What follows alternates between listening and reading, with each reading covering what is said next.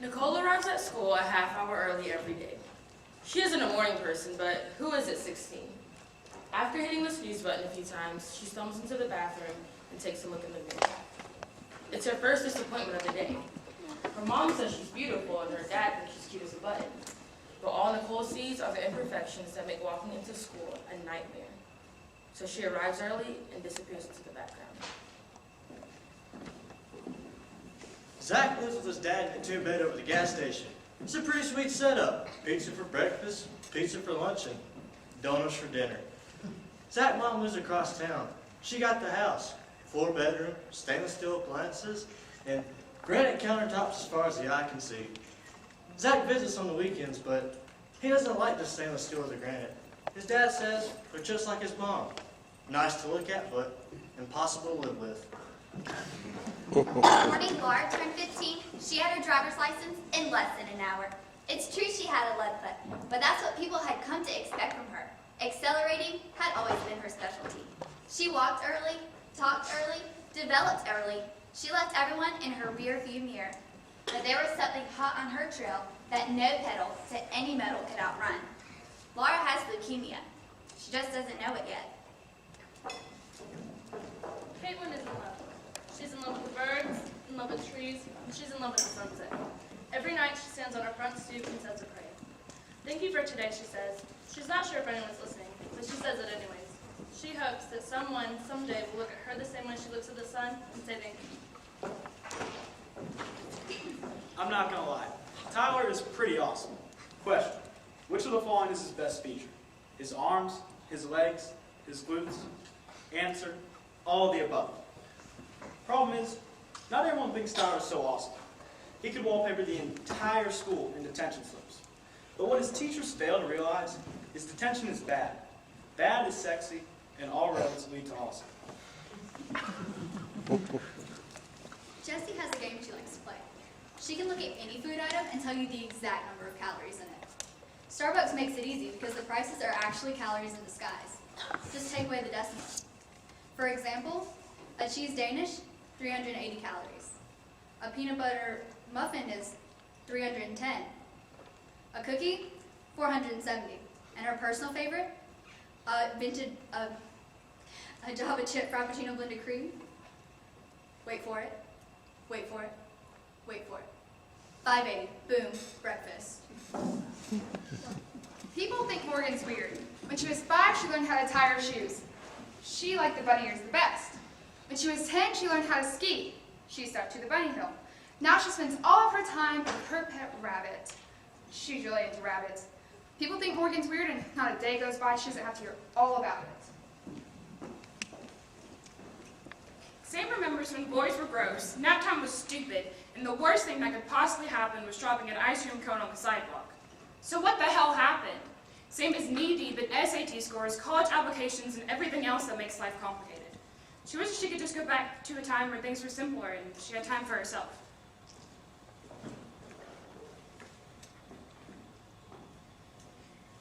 Autumn. Temperature drops. Leaves change. Backpack's ready. Pencils sharpened.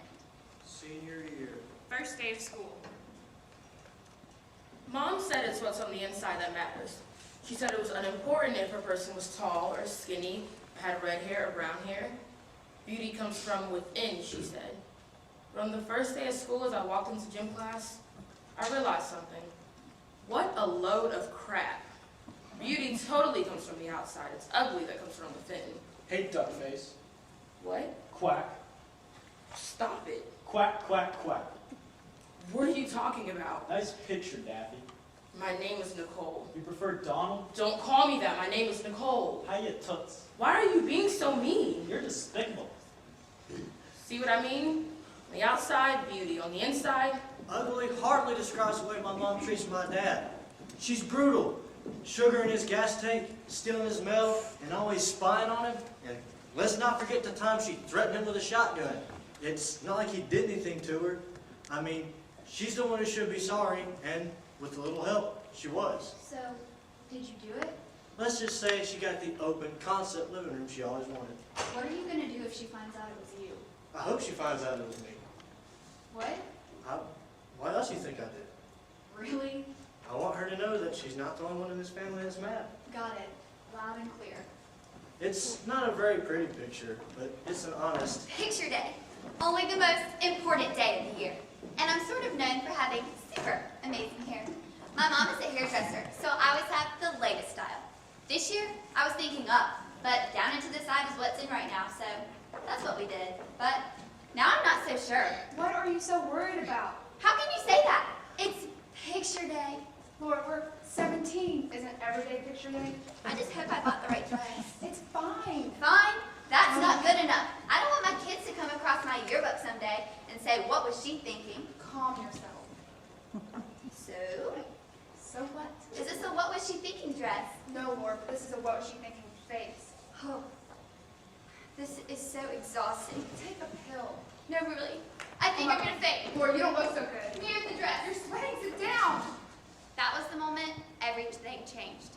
Suddenly, I wasn't smile for the camera Laura anymore. I was Sick and tired of studying. If I have to look at one more textbook about World War II, I swear I'll end up growing an itty-bitty black mustache. But if I don't study, I won't get to the school I want. If I don't get into the school I want, then I might as well learn how to flip burgers now, so I must stay awake. Holy cow, Sam, you got enough caffeine there? Who wrote that list? What list? Big woman, the list, the list! That's it. No more monsters for you. They even made a movie about it. I don't know what you're talking about. I know who wrote the list, but I'm so tired. And right now, all I can come up with is Qui-Gon Jinn. And that's not right. Or is it? Are Jedi German? I don't think so. I have to pass this test. Sam, dismiss her out. Everyone's gonna pass. I don't just mean pass, I have to ace it. I have dreams, you know. Hey, Schindler! I have dreams too. Schindler's I'm not List! stupid. Thank God! Wait a second. Star Wars was about World War II? I took the test, but I was so groggy that I messed up the essay question. Thankfully, Mr. Howell graded it on a sliding. Scales are the worst. Eat 4,000 calories on Monday, and on Wednesday, long after you've forgotten if it was a cheeseburger or a hot dog you've eaten, the scale reminds you it was both. And on Friday, the French fries and onion rings appeared. why are you going on a diet? You look perfectly fine to me. You're one to talk. I don't understand. You can put away an entire bag of Doritos every day and it never shows. That's not true. Yeah, it is. You have like a hidden trapdoor that opens up at night and lets out all the carbs. You're not fat. Not yet, and I plan to keep it that way. We could go to the gym together. Or play volleyball. I hate sports. I'm just throwing out ideas. I think a crash site is a little extreme. So is having to buy 2 seats on an airplane. Just saying. 165 ways to lose weight. 165 books about how to lose weight. 165 pounds. Ready, set. Go get your own girlfriend, I said. And that's when I pounded his face. You should have seen it. It was beautiful. By the time he got up, he had gravel all caked up his plate and was crying like the big old baby that he is. What can I say? Some artists paint with a brush. I paint with my fist. That was crazy. Totally. How many stitches? 16. That's all? I know, not even close to my record. But I saw his face. That was 50 stitches at least. That's what I thought. And you? Are you kidding? Stitches are for crybabies. Totally. Want to know the best part? What? I've never even seen that girl before. I just said he was hitting on my girlfriend for that reason to deck. Yeah, okay. Guess what?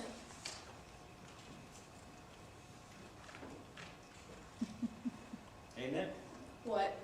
you're not so bad since you got that old good girlfriend. Thanks. Never suited you. It did. So what if I got suspended? Like that's supposed to be punishment? He gave me more time to hit the gym and work on mine. Absolutely not. There's no way I'm sending my picture to Guy just because he asked for it. Whatever happened to romance? A girl likes flowers and candy and nuts in the locker, not some lover as big of a sunken chest. And if this guy thinks he's getting a picture of my chest, he's even more delusional than I thought. So, are you gonna do it? Of course not. There's nothing romantic about a hard drive filled with dirty pictures. Romance is overrated. No, romance is underrated. Tell that to my parents. I have this hope, and I know it's crazy, that there's this perfect guy just sitting somewhere, waiting for me. Only, he doesn't know he's waiting for me, but I know he's waiting for me. And the fact that he doesn't know he's waiting for me, and I know he's waiting for me, is what makes all this waiting so much more romantic than I could possibly express. No, I think you expressed that quite clearly. Don't laugh. But what if this guy doesn't exist? Oh, he exists. What if he doesn't? He does. What if he doesn't? Won't you be disappointed. No, can't you see? He could be anybody. He could be the guy sitting next to me on the bus, or the guy walking us all down the street. He could even be... What? He could be you. Now you're making this impossible not to laugh. Really, what if the perfect guy was right in front of me the whole time and I just couldn't see it? You watch too many movies. Maybe I do watch too many movies. Maybe I am expecting too much. Maybe one little picture won't hurt. I just can't bear the thought of it ending up with... Nobody ever sits with me at lunch. I mean, it's not like I'm the kind of person who craves attention or needs to take 1,000 pictures a day just to prove I exist. Look at me, love me, me. When did the world get so self-centered anyways? The way I see it, selfie is 2 letters away from selfish. Mind if I sit here? No, not at all. So what's up? Huh? You got any plans this weekend? I'm sorry, but do you mind if we not talk? Oh, I just wanted a quiet place to relax where nobody would bother me. yeah, Oh, if I fall asleep when the bell rings, will you wake me up? sure. Thanks. Look at me, love me. Me. It's fine, I have time. It's only Winter. Snow falls. Icicles form. Mittens return. Snowballs attack. Angels appear. Christmas. December 25th, our bachelor life came crashing down. Dad's new girlfriend moved in and ruined everything. She inserted herself into my life like a splinter inserts itself under a fingernail. Is she nice at least? Yeah, when Dad's around, but when he's not, it's a whole other story. The other day, she took down all my stuff and put up these ugly porcelain angels. Smash it. I would. That's your answer to everything. Because it works. Like, the other day, she asked me where I was going and what I was doing. And I told her off, and she told me to get down on my knees and pray for forgiveness. Gross. Yeah, if it happens again, she'll be the one needing a prayer. Tell your dad. It's not like he cared. His brain is no longer making the decisions. Then what are you waiting for? Show the man who's boss. And I did. And the next day, I was sent packing. Although, I don't know which punishment was worse, living with her or living with... Mom drove me to every single doctor's appointment. It didn't matter if there was a rainstorm or a blizzard or even a cancellation. She'd yell at the nurses to find an opening. If it was necessary, which it often was necessary, and I didn't like that at all. I hated being the reason Mom was sad. How come you're wearing oven mitts? Oh, these? They're not oven mitts. They sure look like oven mitts. Only wish I was taking brownies out of the oven. These are to keep my fingernails from popping off. What? If you want to go, I understand. No, I said I'd be here. I want to be here. It's the chemo. Sometimes it makes people's fingernails curl up and pop off, so they give you these to keep that from happening. Well, what about your hair? What about it? Is it gonna fall out too? Probably, but I'd rather find a clump of hair under the couch than a whole bunch of fingernails. Are you scared? Scared? No. Someone can only be scared of something they can't control. Trust me, I've got this. I'm glad to hear you say that. The truth is, I wasn't scared. I was terrified. But what's the point of having 2 people scared when it only has to be 111 pounds, 111 dresses I can wear, 111 stairs I can climb, 111 boys School was driving me crazy, so I ditched the books for one night. One stupid night. But one night is all it takes to change everything. Things got out of hand and I totally lost my judgment. I wasn't thinking at all, but once you send something into cyberspace, there's no bringing it back. So what are you going to do? There's nothing I can do. The damage has been done. It's not like we all haven't been there before. Yeah, but we all don't have pictures to prove it. I think you might be making too much of a big deal of this. No, I'm not. Caitlin is friends with Tyler, and Tyler is friends with Nicole, and Nicole's uncle is the dean of admissions at the school that I am dying to get into. Well, what if he doesn't see it?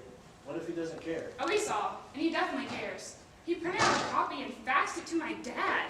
Who uses a fax machine anymore? Not the point. The point is he's unsure if I have the dedication it takes to be a student at his school.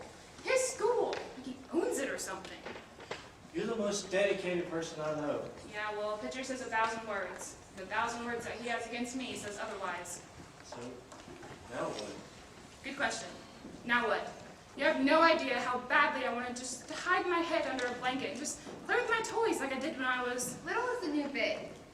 I mean, cars used to be big and now they're small. Cell phones used to be huge and now they're tiny. The world used to be enormous and now it's not. I don't really understand what you're saying. Okay, think about it. I am, but this is a weird conversation. Okay, take music for example. Used to be you needed this huge orchestra to listen to music. Then it got smaller when they put it in records, and then smaller when they put it in cassettes, and then CDs. Now music doesn't really exist anymore. Just the idea of it exists. It's just sitting in the cloud, waiting to be downloaded. Your point? Okay, my point is that what happens to us? Do we exist on this world getting smaller and smaller until one day we're just an idea in the cloud waiting to be remembered? You're giving me a headache. Never mind. It was a stupid thought. Maybe I'm just hungry. Me too. Hungry for answers. I just want to know. Why did I do it? Better yet, why did he do it? I'm so stupid thinking my Prince Charming was on the other end of an internet connection. I'll never be able to show my face in school again. You can never show your face at school again. Who's seen it? Only everybody. There's a meme going around too. What does it say? You don't want to know.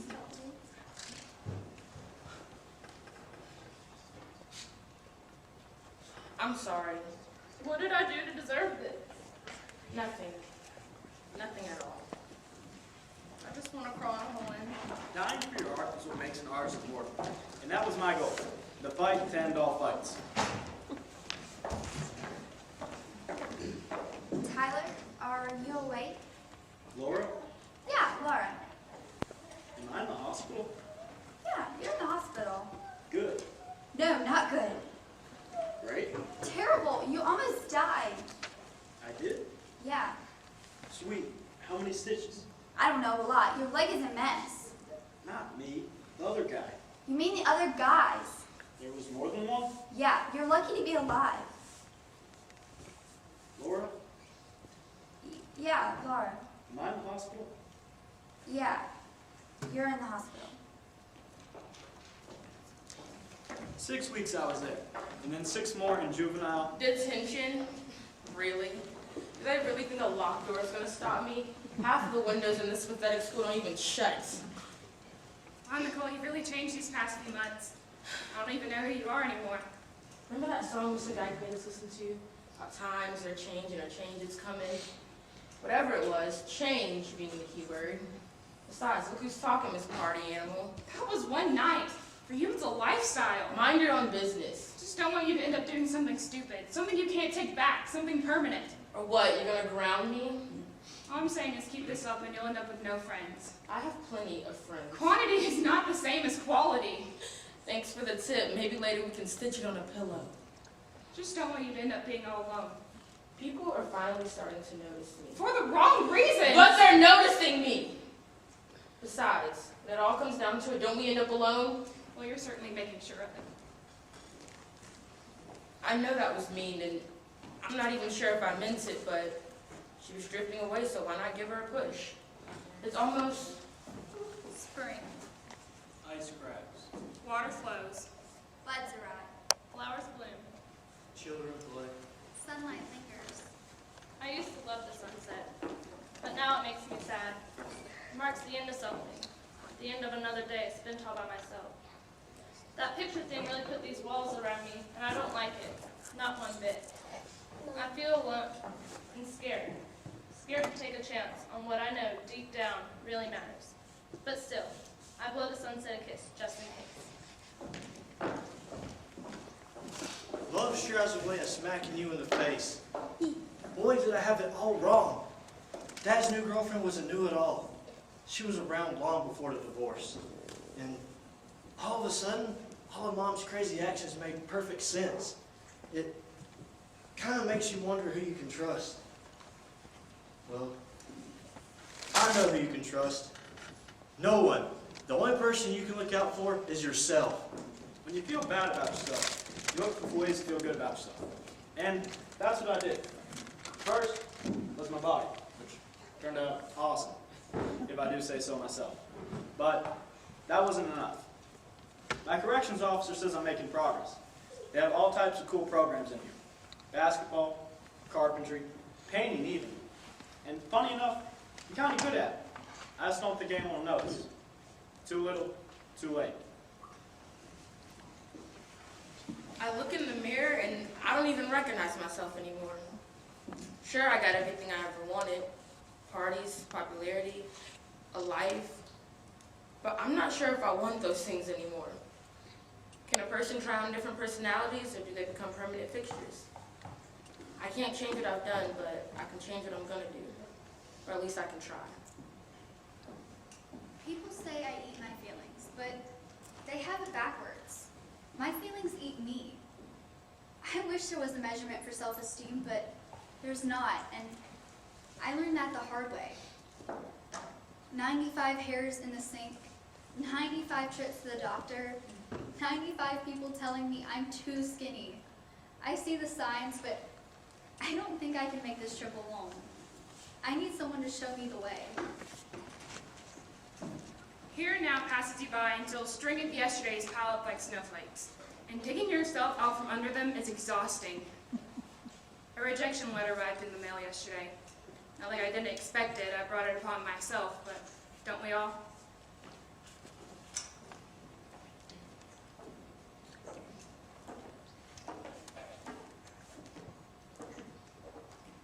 I didn't lose any fingernails, but my hair fell out. A small price to pay, I guess, and I always wanted to be a redhead anyways. The truth is, I'm not afraid of dying. We all die, so what's to be afraid of? I just don't want to be alone when it happens, especially if it happens when I'm young. When my grandparents died, my mom was no longer a daughter. When my dad died, she was no longer a wife. And if I die, she'll no longer be a mother. And I don't want her to have to go through that alone. My rabbit died this morning. He was so old, so it's not exactly a tragedy, but I'll miss him just the same. Having him around meant that I didn't have to talk to myself. He was there for me, and he listened. You know, and he never judged me for a minute, which gives me hope. Hope that people can change, and that it really does not matter the picture others have of you. The only picture that matters is the picture you have of yourself.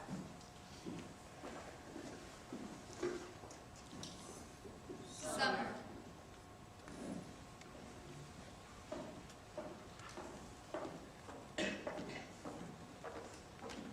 On the first day of summer at 4:34 p.m., Laura died. The nurses looked on as her mother gathered her things into a cardboard box. It was the first time she had looked at Laura's phone without a fight. She turned it on, and the screen illuminated. A smile appeared across her face. The last selfie Laura took was beautiful. Her eyes twinkled, the corner of her mouth was turned up. She was alive. And best of all, she wasn't alone. Caitlin is in love with the sunrise. Watching the sun greet the day is even more beautiful than the sunset.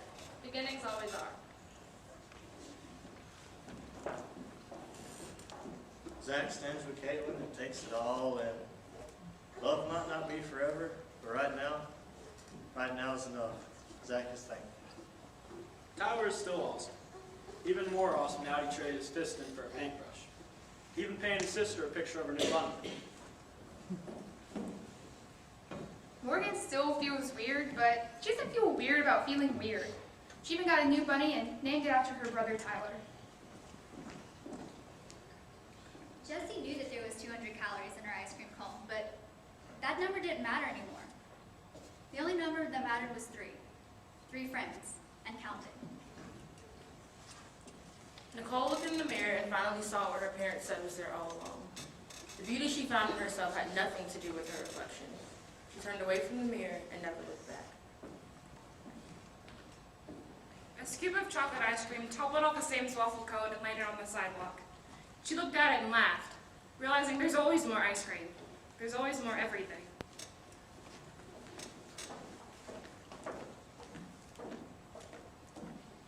Before Laura died, she looked at her phone and did not like what she saw. So she snapped one last selfie and released it into the cloud. She closed her eyes and thought to herself, "That's better." That's better.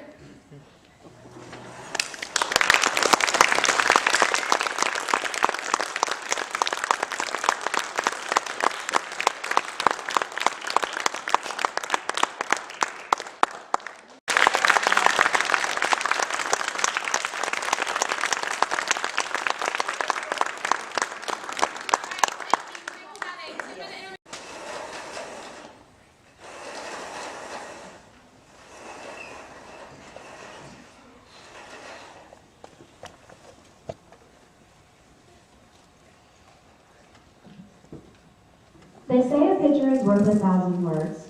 That's because it captures a moment in the world that quite possibly would be missed or overlooked. Pictures capture those moments of clarity, of beauty, of sorrow, of joy, and of chaos, both in nature and in humanity.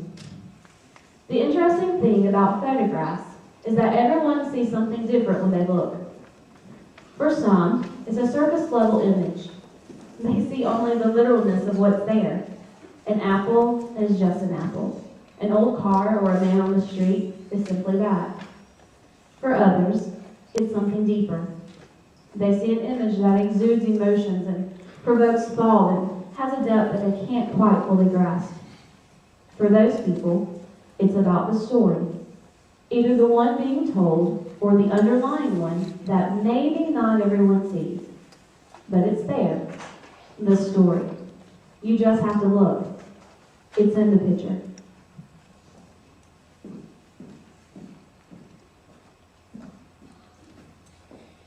Eli, you stay right here, said Papa. I just looked at him. First off, it was 9,000 and the sun is trying to kill us degrees outside.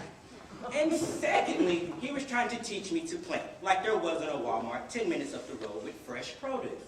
And thirdly, this dog, this dumb dog, kept licking my shoe. Well, Papa finally went in the house, and I just stood there, melting my life away. And I decided, I'm going to take an adventure. So I ran for it. And I ran, and I ran, and I ran, and I ran, and smack! I ran right into a tree. And great, I couldn't see out my eye now. Well, I decided to go deeper into the woods, and I ran into a fox. And me not knowing any better, I thought it would be nice. So I reached out to pet it, and the thing tried to bite me, and it was just like, so I backed up, and I was like, ah! So I picked up a rock, and I threw it. Couldn't see it, because I couldn't see out my eye. I don't know where the rock went, but once again, the fox was just like, and I don't know why, but after that occasion, I probably should have left, but I decided to go deeper into the woods, because, you know, I'm not a wimp or anything. So next thing I know, I see a spider. And the blood drained out of me so quickly. I mean, this was not your average spider. I'm talking about the size of a small dog. And it's just sitting there. And I'm looking at it, and it's looking at me. And it just feels like forever. And then I start to contemplate what I had done in life. But I was like, well, I'm perfect, and I did nothing wrong. But that was besides the point. So next thing I know, I decide, I'm gonna run for it. And the spider jumps, so I take off running. And I'm like, and I finally get back to the house, and I'm just like, and Papa comes running out, Eli, where have you been? And I'm just looking at him like, really? And next thing I know, he's like, what's wrong with your eye? So I look at him, and I roll my eye, because, you know, I can't roll my other eye, because that's a lost cause right there. But I finally go in the house, and I slam the door. Oh my gosh, what a horrible day. I hate nature. That stupid fox and that stupid spider. Never will I step foot in woods ever again.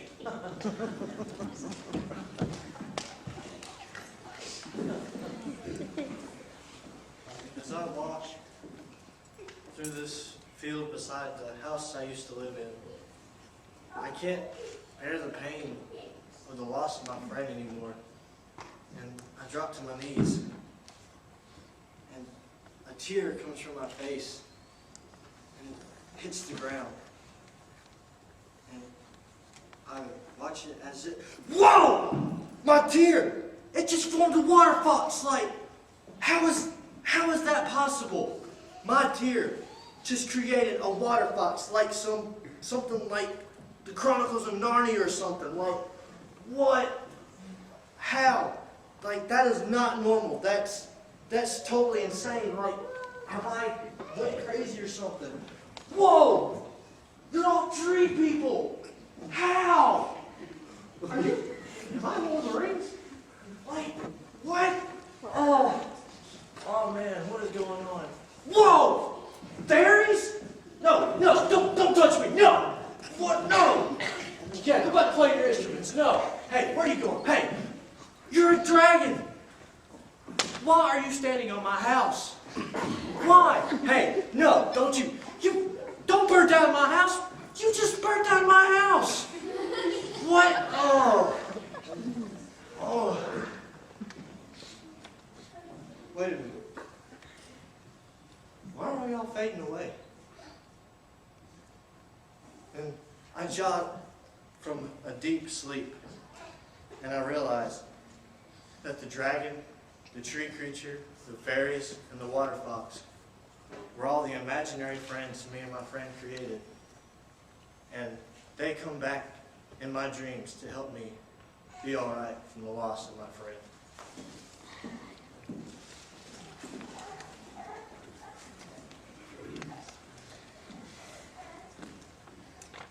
I remember when I was in 6th grade, there was this kid named Cole. He was a little weird and a little crazy.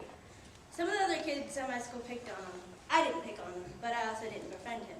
You know, as a 6th grader, you don't want to lose all your friends for doing something different than everyone else. So I kept my distance. Cole was known for taking crazy dares. So some 8th graders thought they would give him a challenge. You see, there's this old house in town, Morgan Manor. It's supposed to be haunted, so no one goes there, like, ever. They convinced Cole to stay a whole night in the house, and if he completed it, they would give him $50. He accepted without hesitation.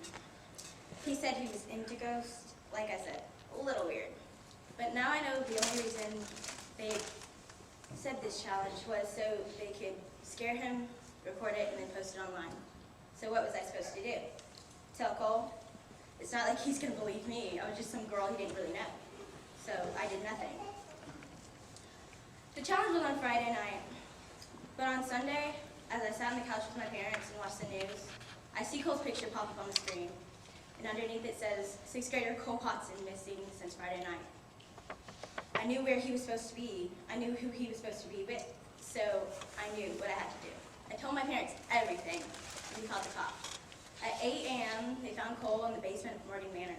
But he was no longer weird and crazy Cole. He was now sad and depressed. I just can't get this image of him walking through that field thinking nothing was going to happen. Now I know that every time when something happens, you speak up, but it's either misguided or unsafe, because you never know how it will affect the person that's involved. Because times are tough, and things happen. But I hope Cole went back to his old self, because he was actually pretty cool.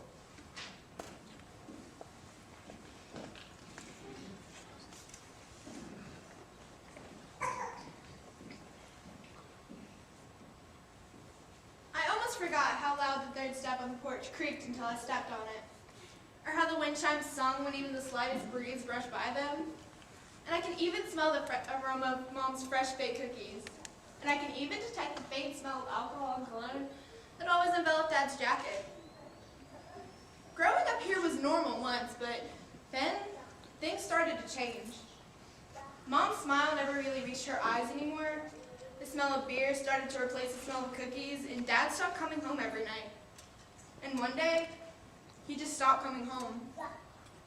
And that's when things really started to go downhill. Mom was too sad to keep taking care of me. I had to fend for myself.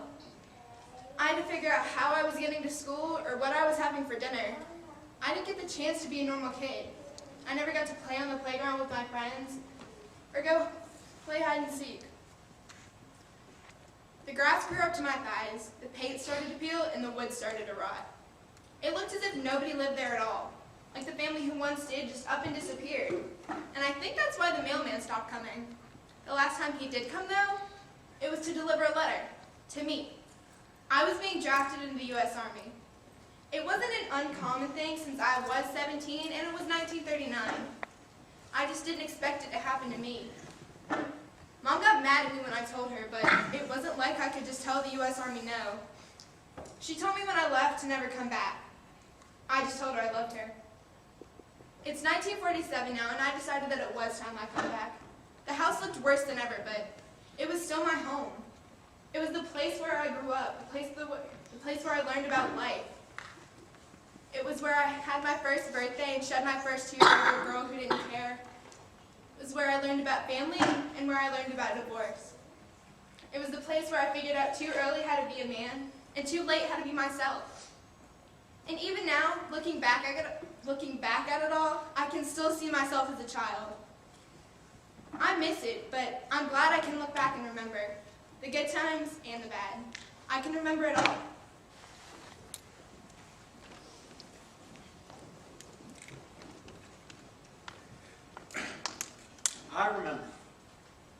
I remember the days when he used to run. Not for baseball, not for football, and not for his life, but for the simple sake of adventure, for the thrill of running. I remember when he tripped and got right back up, not for the fear of what was behind him, but for the dinner his mother had just prepared. I remember a much simpler time, a time when the biggest thing you had to worry about was finishing taking care of the crops before dark, not some faraway country called Vietnam. I remember when our politicians kept their noses out of other people's business and focused on their own land. I remember when my taxes went to roads and schools, not to boxes for shipping our boys back home. I remember when colleges were for education, not sites for protests and riotous complications. I remember when Woodstock was merely a town, not a place for so-called revolutionaries. I remember when the longest he went away was for a few weeks of summer camp, not years on end. I remember when his mother was happy, not crying and broken hearted. I still remember when he said goodbye, ran off to catch the bus to basic training. He was so happy, so eager to go and fight, to leave his mark. I remember when his body was full of warmth and love, not cold to the touch. I remember when each run ended safely in the arms of his mother, not face down in a rice bag. I remember when each run was to be continued the next day, not when each run was to be the last move he ever made.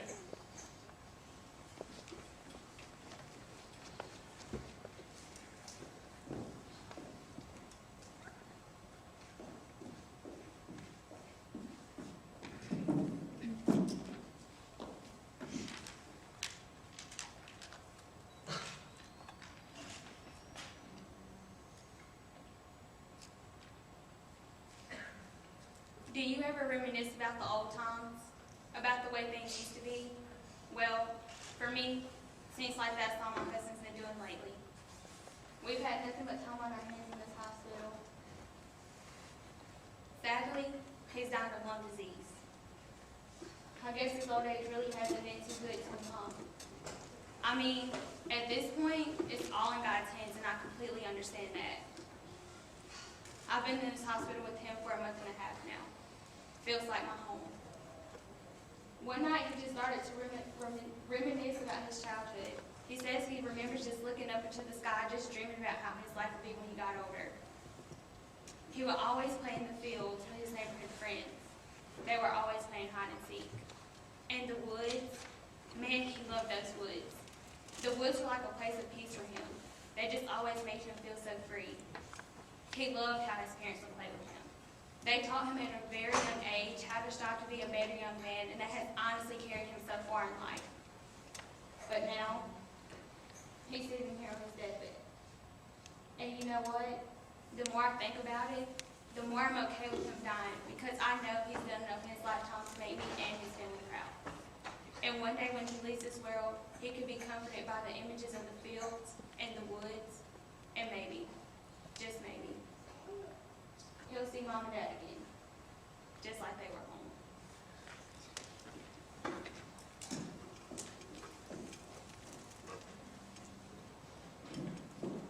Life used to be so different. When I first started out, I was like a little boy in an open field. The world was open and exciting, and I felt free. I could feel the sun shining down on me, lighting a way into a new world that was welcoming me with open arms. I could do what I wanted and be what I wanted, free from judgment and ridicule. Or so I thought. As it turns out, that ignorance was my bliss. When I met them, everything changed. They taught me the truth about the world so fast my head is still spinning. To them, I was always to this or to that. Nothing I did could ever satisfy them. And yet, I kept running back, too afraid of being rejected.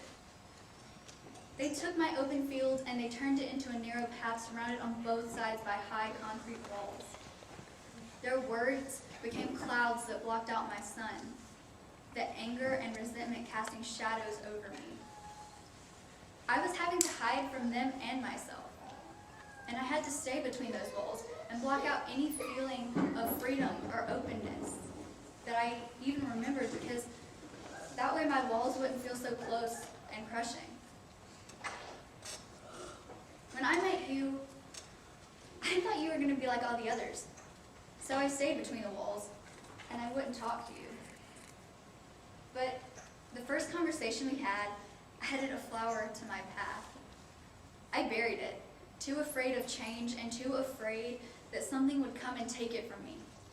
Something I vowed to never let happen again. The first time you held my hand, my world was shaken and I could feel my heart in my throat. But that shaking caused a crack to form in one of my walls, and I quickly patched it, too afraid that something would get inside. The first kiss we shared blew a hole in my wall and added a field of rainbow flowers to my path. They were so beautiful and the light was so nice and I was so hopeful that I kept walking. And I prayed that nothing would get in. But of course, something did. It was doubt. It came and it trampled my flowers and painted the walls red before I could chase it away. And by then, it was too late. I had to destroy any evidence that the flowers even existed, and I patched the wall with lies and deceit, and I distanced myself from you. But of course, you and your strong-willed nature wouldn't let it stay that way. You continued to add more cracks to my walls and add more beauty and light into my life. And I let you. It took 3 words to bring back that feeling of openness and my field. The first "I love you" crumbled my walls and added trees and rivers and flowers into my view. It brought back my feeling of openness and freedom. It brought back my field. It brought back the sun. And it gave me the ability to say, I love you too.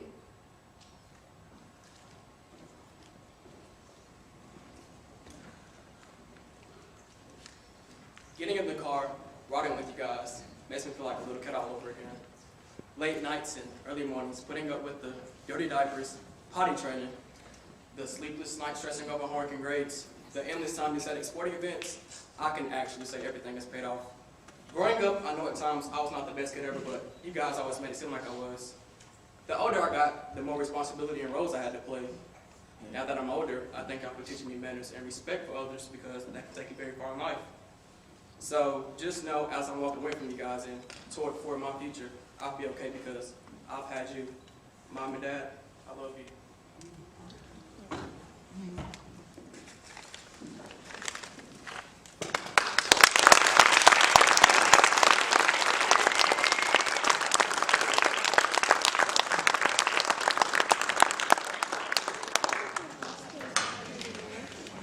Oh my, the stories that pictures tell. They seem to capture those moments that no words can justify or even define. We seem to either become mesmerized by their image, or we're so appalled that we look for a second we have to look away. The world is full of this darkness and these images that often disturb. There are stories in those pictures, and in those stories we're taught a lesson. But the world is also full of light and joy. There are stories in those pictures as well. Stories of hope and of wonder. They too teach us lessons. Not everyone will see the lessons, but they're there. You just have to look. It's in the picture. Longing, a strong desire for something unattainable. You know that feeling you get in the pit of your stomach when you miss something or someone? Okay, well, maybe you don't, but I do. And I've kind of felt that a lot lately. Something came to me the other day. We're alone. We are alone on this crazy, chaotic, messy, frightening world that we call. Okay, yeah, we have family and friends to help us out along the way, but in the end, it's on us. Whether we die happy or die alone, whether we fail or succeed, it's on us. We have to be the ones that pick ourselves up off the ground and dust ourselves off, because when people leave, you aren't going to have anybody to do that for you. When you're struggling to stay above the water and the storm is raging, you're not going to have anyone to do that for you. Once you're sunk, you realize something. You're alone, and you always have been. At least that's what I thought. Until I met my best friend. All of a sudden, this cruel, cold world that I had grown to know so well disappeared. All of a sudden, it was bright and happy and joyful. All of a sudden, my best friend made me feel loved, worthy, and valued. He was there for me when no one else was, and he never judged me. He made me feel special. And when I was struggling to stay above water, he was my lifeboat. His name is Jesus.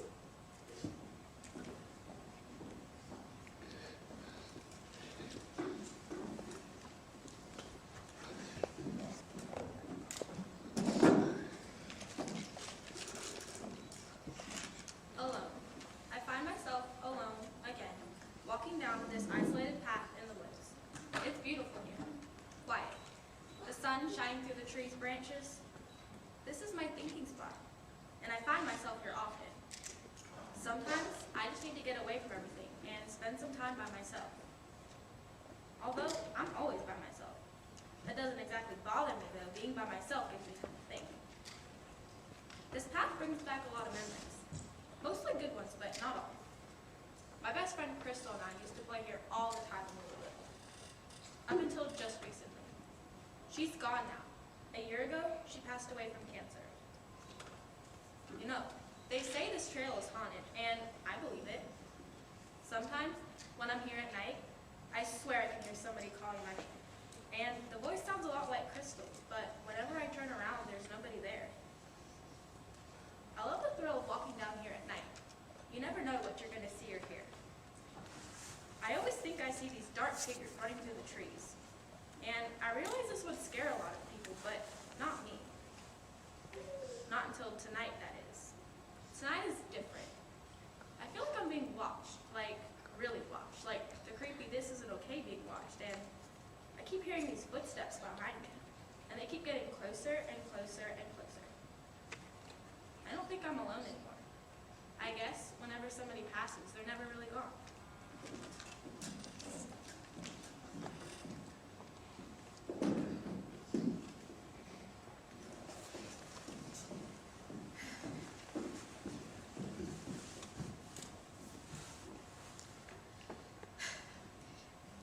This past weekend made me realize something. Daylight savings time is my best friend. The darker, the better. The darkness just makes everything unpredictable. You never know what's there. Expect the unexpected, I'd say. There isn't necessarily a dead end on your path unless you don't make it. Just kidding. Unless you give up and stop. But finding out what's on the end is exciting. Some things you're not supposed to see. That's what brings the excitement of finding out. But me? Am I scared? No. Well, not really. Kind of. Okay, yeah, maybe just a little bit. I'm low-key scared, but I think I'll be okay. So far, things are going good. I made it this far, and no Freddie, no Michael, or even Jason. So in that case, nothing shall stop me. Like I said before, expect the unexpected. Some things you're not supposed to see. That's what brings the excitement of finding out.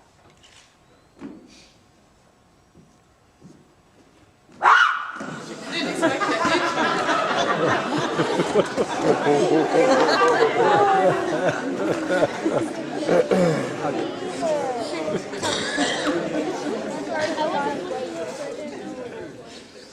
Paths.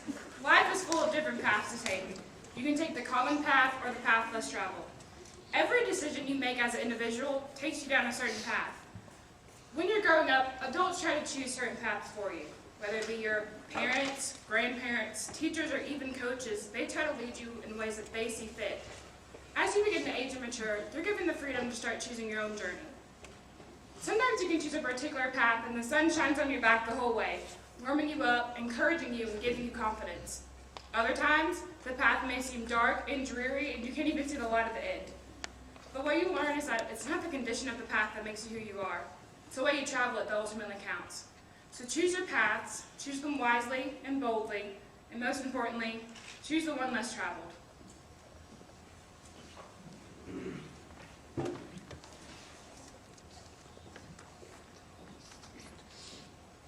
The road to recovery. It's long, and it's dark, and God knows that it's hard. The road behind me is covered in tracks, and my knees are stained from the dirt, from all those times that I fell. And the road in front of me is covered in hope, blinding me from the pain that was waiting. But I never wanted it to be that way. So consumed by something that I no longer had a choice. So desperate that I was willing to do anything, just to feel something. The thing is, pain is so beautifully complex. You begin to get so used to it boring a hole into your chest that when it's gone, you miss the gut-wrenching feeling of the drilling. You look for things to fill the hole that it left in its wake, but none of it works. Your life becomes a game of chase, just running from your past to rush into the arms of something that can only hurt you more. But sometimes, if you're lucky, something shifts, and the entire dynamic of your crazed game of cat and mouse, it changes. That thing, the one that chased you and tormented you and wouldn't let you sleep at night, it stops running. And that pain ahead that you so long for just sort of dissolves. And though you might not notice it at first, that hole in your chest, the one that consumed you for so long, it starts to shrink. The lights turn on, and that pain and that fear is conquered by love and hope, and it's not going to be the same as it was before. But then again, nothing can be the same once it's been changed. It's kind of like when something gets a hole in it and you fix it. The hole's still there. It can be stitched shut or patched over, but it's still there, but that's okay. Because it's still whole, and sometimes it can be better and more beautiful than ever. You know, if there's one thing I've learned, just one thing that I can teach you, your life could seem dark and dreary, and it may seem like it's never going to get better, but don't lose hope. Hope is like a light. A light doesn't do any good where there isn't dark first. Thank you, Mattea. Jayla, would you like to share this time? I guess it is time that I talk about something. In life, there's a lot of roads you have to take. A few may be nice and paved, while others are rocky. Some roads lead you to the next town, while others take you around the world. There was a road I took that changed my life forever. His name was Stephen. I was so caught up in the gentleness of his voice that I never tuned in and listened to reality, and I was so blinded by the light in his eyes and I refused to look away. Like most roads are paths, as time passes, things begin to get rocky. So did our relationship. It wasn't until one day, after we had gotten an apartment together, Stephen was upset because dinner wasn't ready when he got home. After apologizing multiple times, I tried to return back into the kitchen, and I felt a cold grab on my wrist. Things happened so quickly, and the next thing I knew, I was up against the wall, and his forearm was on my throat. I couldn't see him through the tears in my eyes, but I remember hearing his voice say that if I had done my job, he wouldn't have to put his hands on me. And then he made me apologize. You'd think that this would be my dead-end sign or my glaring stop sign, but because of my fear of being alone, I flipped on my bright lights and I kept driving. I was sure that things wouldn't get better, but they do. It's not one of those things that you can just sit around and wait for. It's something that you have to fight for. What I didn't notice about my situation is that if you look closely, there's another lane that provides me with the opportunity to go back in the opposite direction and get out of the situation. No matter how dark your road is or how rocky your road is, there's always a way out. You may not be able to control where a road takes you, but you can always control which road you take.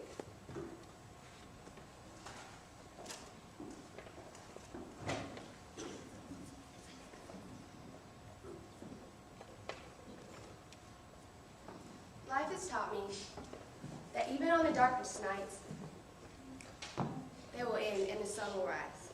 Some people look at their life and see sadness, loneliness, or even fear. I see beauty in life. There's life in the trees, the way the bark buds into the green leaves, and the green leaves concave over the road to provide a bit of coolness from the heat of reality. Everything in your life has led up to this moment in time. Your past decisions do not define you. The fact that you're here, living and breathing means something. Your life isn't pointless. Everyone has their regrets that haunt them and keep them up at night, but you can't live your life regretting the choices you made. You have to look to the future and keep driving forward.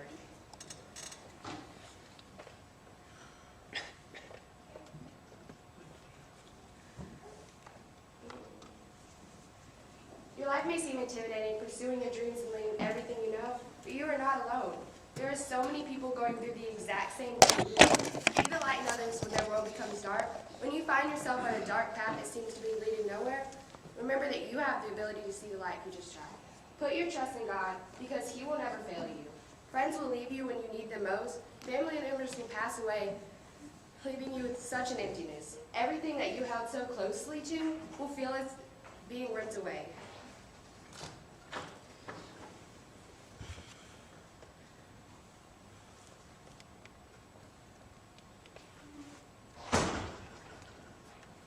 Spend time with your family members because you'll never know when the last time you'll see them is.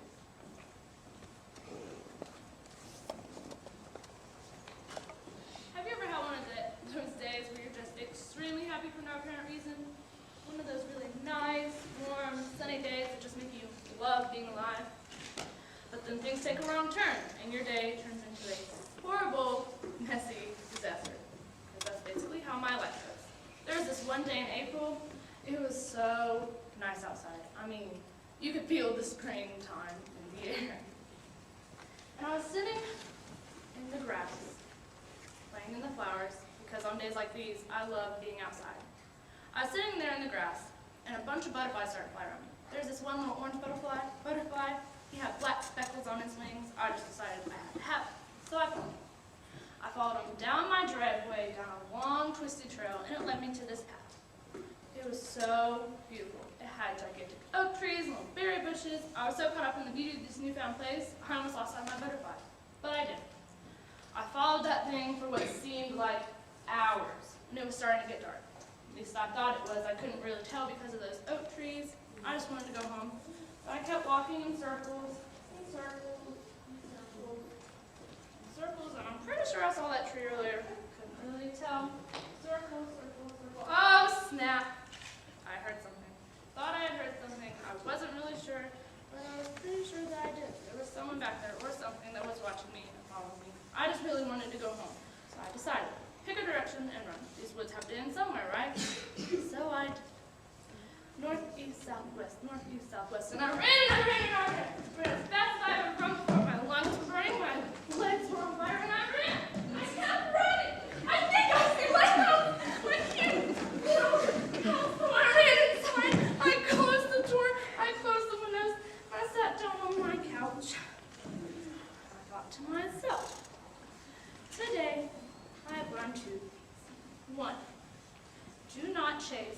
orange butterflies with little black speckles on their wings into forests that you have not been in before.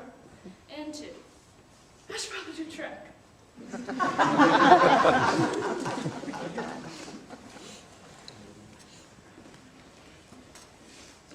I'm Savannah, and I'm a senior. I've been going down this road for 18 years. This road has led me to anger and hardship and distress. I've lost friends to car wrecks and cancer. But this road has also led me to love and so much happiness. I found the things in life that make me happy. Look, they put these tissues here right for me, because I'm emotionally unstable. Okay, so I found the things in life that make me happy. Like chocolate, lots of chocolate. Looking up at the stars, laughing so hard that your cheeks hurt. This road has led me to the meanest of foes, but it has also led me to the sweetest of friends. This road, it's life. And it's scary because you don't always know what it's going to take you. You have to put all your trust and fear and everything on God and just trust that no matter where He takes you, it's going to be okay. I'm Savannah. I'm a senior, and my road through life is looking pretty good. Baker.